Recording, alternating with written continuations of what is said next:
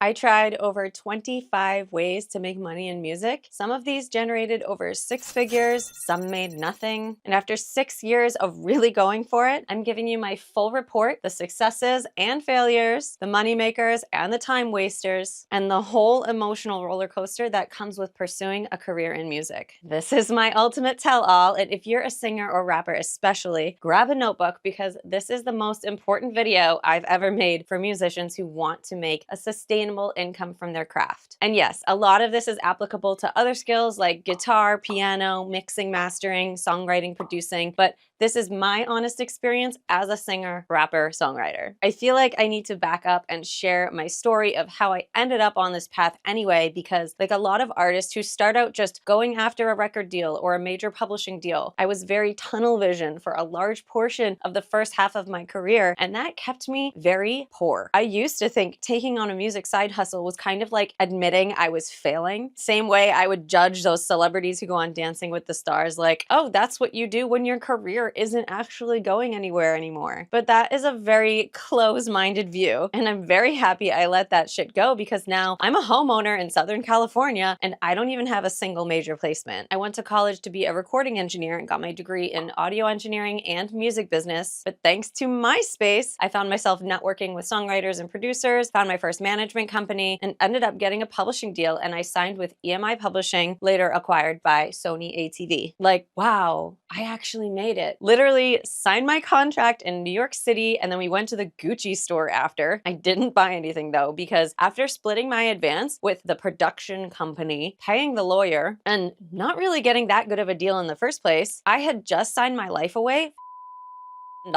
Okay, that's under an NDA, but it was a number that would not feed me for very long. Being signed to Sony meant I had no way of working with sync licensing companies because no sync libraries or agencies want to have to go through Sony for clearance, and more importantly, Sony takes all my publishing, so there's not really any money left for them. So pretty much it felt like for the next 4 years, either I had to get a placement on Beyonce or I wasn't allowed to make money in music. Luckily, I found a loophole in my contract. My option period was coming to an end, and if Sony wanted to pick me up for my next option period, basically like renewing my contract, they would have to pay me a new advance. So when I brought that to their attention, I said, look, I don't want to be tethered to my old management company. That's another story. This isn't going anywhere. I want to part ways. Do you really want to give more money to someone who doesn't want to be here? Please drop me. And they granted my wish. Up until that point, I had pretty much given up on a music career, but getting out of that deal gave me a new lease on life. It opened up a lot of doors, and I was able to start exploring the world of sync licensing, which is getting music into TV and film. That sounded like a practical source of income, if only I could get in the door. Let's just say the next 3 years went by, no doors opened. I didn't know what to do, but something interesting happened along the way that changed everything. A producer friend of mine called me up and he said he had this demo with male vocals on it. He needed female vocals to pitch it to an artist. He wanted to pay me $250 to record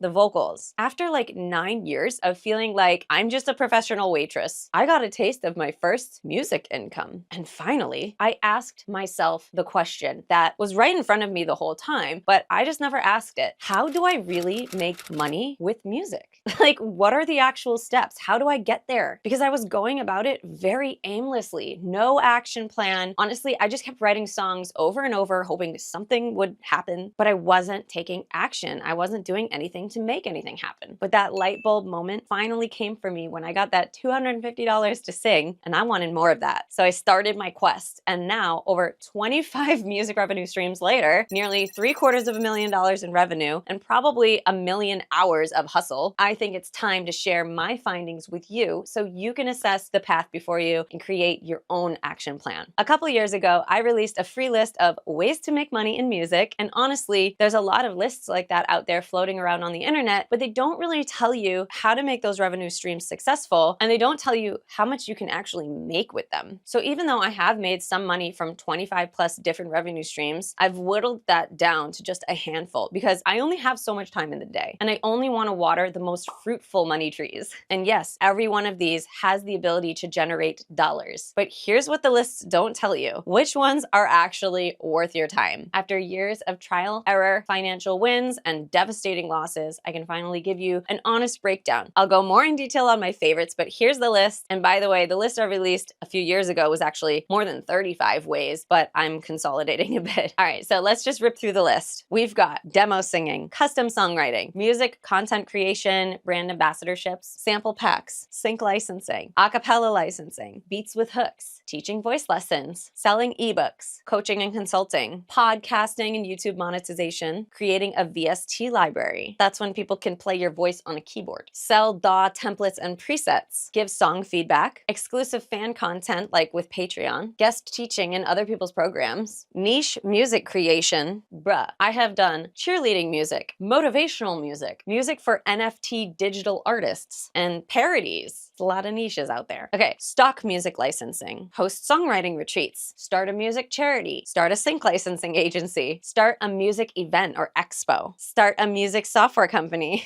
sell evergreen courses, streaming, and I'll squeeze this one in there, AI voice model training. All right, as you're watching this, you're probably thinking about which of these streams are up your alley, and I want you to consider this strategy. Just pick 2 or 3 revenue streams to commit to, and make one of them something that will likely start paying you sooner, and then pick one that's more of a long-term play. Let's start with the demo singing and custom songwriting, since this was the big catalyst for me. Probably because I saw a quick return, I went super hard with it, and therefore this revenue stream I've probably made the most money in so far, but it comes at a cost. You have to clock in for every dollar. There's nothing passive about this income. So it can be a wild ride when you do go full time, because if it's slow, you're not making money. And when it's busy, you're exhausted. But demo singing and custom songwriting is usually something you could do from your home studio on your own schedule, which is very freeing. This was a building process for sure, and I got discouraged a lot of times. A lot of my earlier gigs came from networking, speaking up and telling people I am a demo singer for hire, and telling people to think of me if they know anyone who needs a singer. Closed mouths don't get fed, so speak up. That was all word of mouth, working at different studios and trying to circulate my name. I also got a lot of gigs off social media. I posted a lot of videos of me singing, and I would even write in the caption, "Hit me up if you need a demo singer." Then at one point, when I had more experience and more clients, with their permission, I made some before and after videos of the scratch demos they would send me and my finished version of their song, and that was great advertising. But as a lot of you know, the biggest change happened when I finally got accepted as a premium provider on Soundbetter.com. Within a year, I was the top singer for hire, and to date, I have almost 1,000 5-star reviews, but it didn't come easy. It took me over 8 months to get accepted. My friend Diana waited 2 years, but once she got in, the wait was worth it. She started getting clients pretty steadily. Airgigs.com is another site I've used. I know a lot of people use Fiverr, but Soundbetter is definitely the best there is. But even if you do get accepted, it doesn't guarantee success. A lot of singers fall flat because of 2 major flaws: their audio quality and their poor customer service. And by the way, guys, talking about how to make money with music is only about 20% of what I talk about on this channel. Most of my videos help singers and rappers get their home studios set up, and I teach you how to record, vocal produce. So if you need that, open this link on a new tab to check out those videos after. So work on improving your home recording sound. You do not need a professional studio to do this. I started singing in my closet with a $100 microphone. You upgrade as you go. But the second crux is bad customer service. Things like slow response times, not delivering on time, not reading all their instructions and delivering something in a totally different vibe, not asking enough questions about what they want, so you don't even know what they want. You're not a mind reader. Anyway, providing amazing service and amazing quality is the key to my success, and the real money comes from the returning, satisfied customers. And think about this: of 500 grand that I made on Soundbetter, 3 clients are each responsible for 100 G's of that. Think about that. You never know when you're gonna get your newest, best client for years to come. Today's video is just a quick breakdown of my experience going after these revenue streams, but for more of a how-to type tutorial, I created a free mini course for you, which you can find linked in the description below. I believe Soundbetter's monthly membership fee is about $100 now. AirGigs works by creating a free profile, but then boosting your visibility to the the top of the singer's page by paying for a $45 ad. Soundbetter does have a 10% fee, and I think AirGigs is closer to 15 or 20. Okay, if you're already thinking, buy an ad, pay for a membership, buy a microphone, I want to make money, not spend it. Come on, reality check. Tell me what business doesn't require an investment to start. If you want to open a restaurant, you need to spend money on chopsticks and plates and rent. This is no different, but it's way less overhead than most businesses, so it is quite low risk. Even if you invest $1,000, you can make your money back in 2 to 3 jobs depending on your pricing. So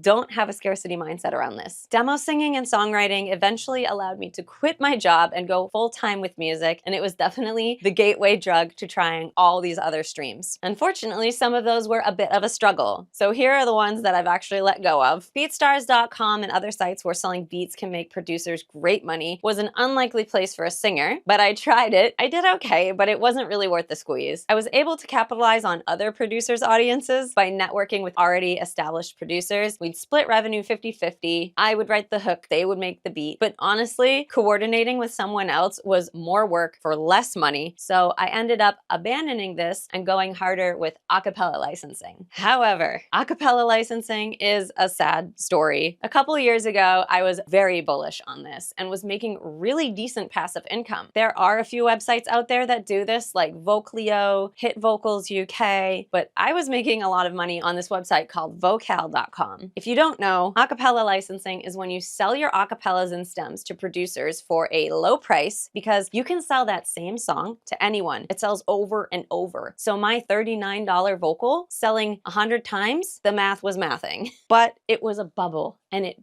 burst hard. Vocal started stealing our money and eventually the site shut down. But keep an eye out for new platforms who really put an effort into the marketing, because the ones out there right now aren't marketing hard enough for me to want to spend my time working on that. Sample packs has been a bit of a heartbreaker as well, but something crazy happened and a completely different approach has changed my mind about this. The obvious route is to try to get your sample packs onto Splice or Loop Masters, right? I was selling packs on ADSR, sounds.com, and you know what I made doing that? A little over $300. What a waste of time. It's next to impossible to get on Splice now, even if you know someone. I know a girl who has vocals on Splice and she says her checks can be anywhere from $1,000 to $3,000 quarterly, which is really underwhelming for the amount of work that goes into it and the size of that platform. So I had given up until I discovered another way. B2B, baby. Don't sell your samples to consumers. Don't sell them to producers. Sell them to businesses. There are a lot of subscription services out there that include sample packs for their subscribers, like Output Arcade, BandLab, Soundtrap, Native Instruments, Slate Digital, and more. Companies like this are willing to pay anywhere from $2,000 to $10,000 for a 100 sample pack. That's a small pack, but it has to be a buyout and you will not make any royalties off of that. But who cares? You can always make more music. Make that money and move on to something else. I actually stumbled upon this while I was working on an entirely different music revenue stream, making content for music technology companies. Shout out to Sides for her awesome course that showed me the way. I was making videos for a music software company, and they also needed sample packs. And that's how sample packs made a warm welcome back into my life.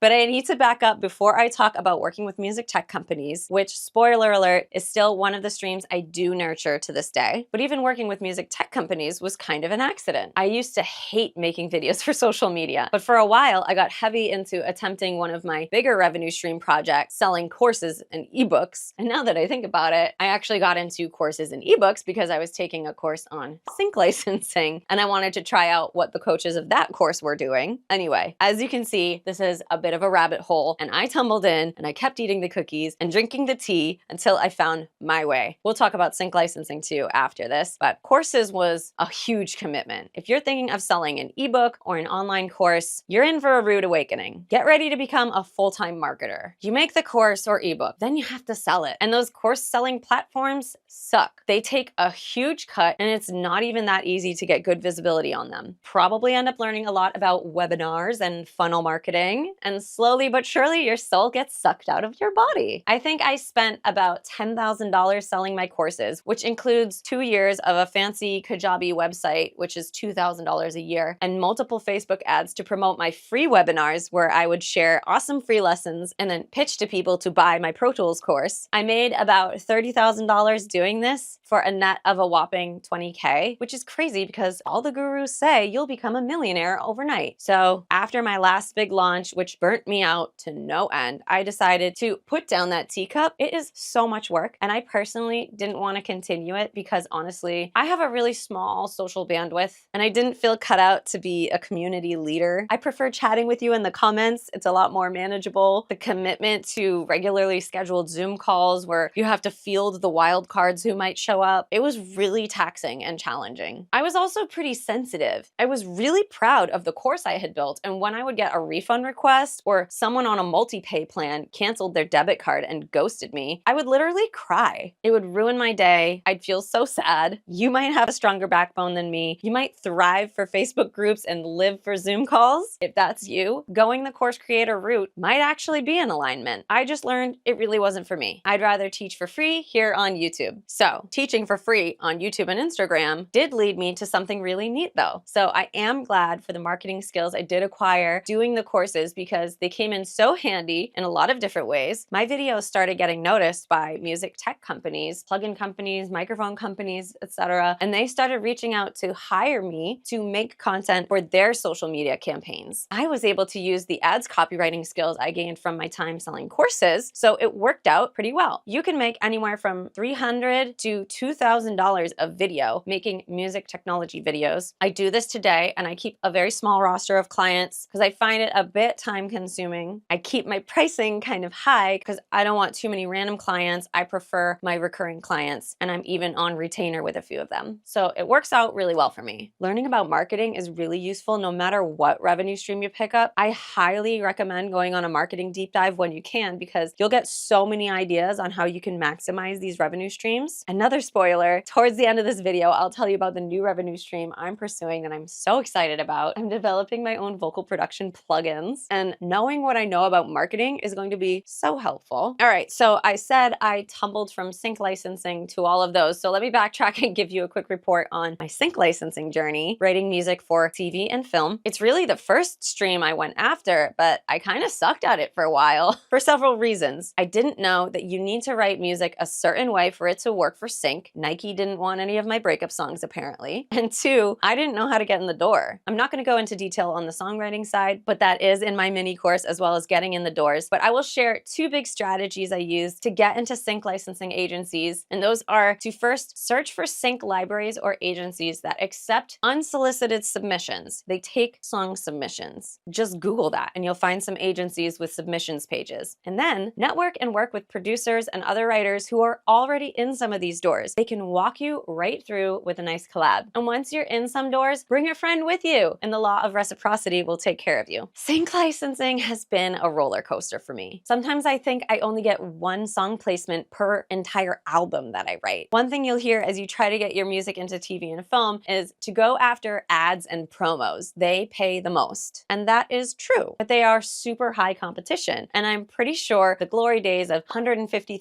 syncs are over because I haven't seen any of those. Win fees are on the decline due to so many new sync agencies popping up. They're negotiating prices down to be competitive and it's killing us. To date, my biggest placement was $5,000. I think I've gotten like 5 of those in the last 6 years. And the rest is all reality TV which pays pretty low. Some syncs have paid pennies, some 20 bucks, and some have paid up to $2,000 in royalties. My average quarterly royalty statement is anywhere from $1,000 to $4,000. Not exactly a full-time job, but still a bit more than finding a $20 bill in your jeans. It was a lot of work building it up, I'm not gonna lie. And personally, when demo singing for me really took off, I probably didn't nurture sync licensing as much as some people who go all in on sync. So take my experience with a grain of salt. salt. And real talk, not just to toot my horn here or anything, but I'm really good. I'm an excellent singer and songwriter, and my success in sync is super so-so. But I said I'd comment on the emotional side of things. It is a roller coaster. So I might be watching my favorite show, and out of nowhere, I hear my own voice. Like, there's no cooler feeling. I just love it. It's so great. Brings me a lot of joy, but the grind does not. The thousands of songs that get wasted, that live on some agency's hard drive and never see the light of day, is heartbreaking. The rejection, oh my gosh. Writing for briefs and never getting picked. I said never. Yes, me. Never. Never have I ever written to a brief and landed a placement. By the way, a brief is an email that goes out from an agency to their songwriters that will tell you that they have a specific client looking for a specific type of song. You then write the exact thing they ask for, which, by the way, was a surprise benefit to working with music tech companies. I'd need to make music for the videos, and I got to make whatever music I wanted. So that helps me feel a little more musically expressed than singing other people's music all the time, and they pick their favorite. I wouldn't be surprised if TV networks that send out these song searches send like one ad song to multiple sync licensing agencies. Then each agency probably sends that to like 10 to 100 writers, which is just insanity to me. I still do believe in writing for briefs if you have the time, because even though my songs didn't get picked, the agency can then still pitch that song to more projects, and I've gotten a couple placements that way. At this present time, I am on a sync break. I've built a situation for myself where royalties checks are halfway decent. I've got plenty of instant gratification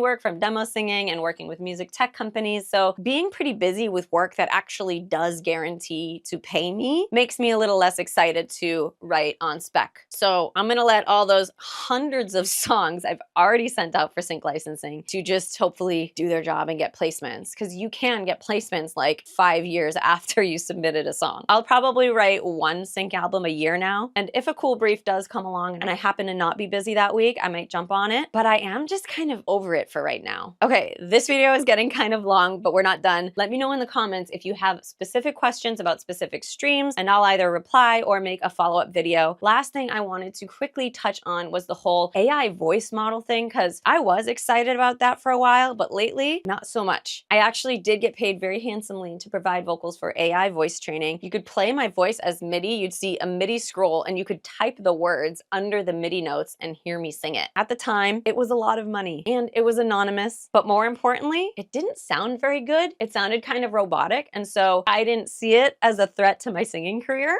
But honestly, I'm just really grossed out lately by the creepy, unauthorized use of voices, and to me, there's just not enough protection for singers. I may get involved in AI voice modeling at some point, but only when technology exists that can watermark my voice, kind of like Content ID, that can detect when my voice is being used, and I can get paid royalties from it. They are working on that, but in the meantime, check out my full video on why I don't use Suno and all of my thoughts on the AI uprising. Okay, I said I'd let you know where I'm headed next and why. So on a completely selfish level, I want to make more money and I want to buy back more of my time. Most of my big breadwinners require me to clock in order to make the dollar. So I want something more passive so I can keep earning while I'm on vacation, but I want it to be more reliable than sync and less commitment than selling courses. Everything that I've worked on up until now seems to be leading up to this, and it makes me so happy to work on every day. Unlike when I was working on courses, I felt pretty drained, and a lot of the demo singing work I do is music I don't really care for, even though it's so wonderful to see the joy my clients experience when they get the finished product. It just steals so much of my time away from making music that I actually want to make. For some reason, my newest venture is oddly satisfying and fun for me. I'm developing my own music software. You gain this superpower when you drink all this tea and try all these things. You realize that you really do have the power to learn anything. You can learn how to be a recording engineer. You can learn the song structure for epic movie trailers. You can learn how to play the guitar, and you can learn how to code and build music software. And so I started on that journey several months ago, 2 books in, lots of trial and lots of error, debugging my way to the sound I love, and creating plugins that have features that I, as a singer, have always wished my plugins had. It's It's really cool being a vocal producer and making tools for vocal production because I'm able to curate the sound and workflow to what we really need. And I think people who are straight software developers don't really grasp what musicians who are active in the music industry need. And sure, a lot of them are piano players, but it's not the same. Anyway, that's what I'm working on. I'm about to give you some key takeaways, but I hope you stick around to hear more about my journey and hopefully support me by buying some of my plugins when I release them. So, lessons I've learned. Number one, diversification